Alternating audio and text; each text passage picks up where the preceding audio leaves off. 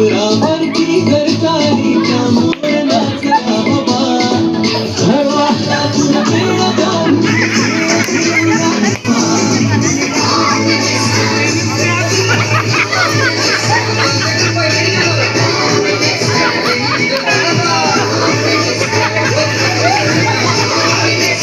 कुठपर्यंत आले? हा जा इकडे मेसेज आपल्याला जे काय असेल तर तुम्हाला असंच केलं तुम्ही मग तसंच करा.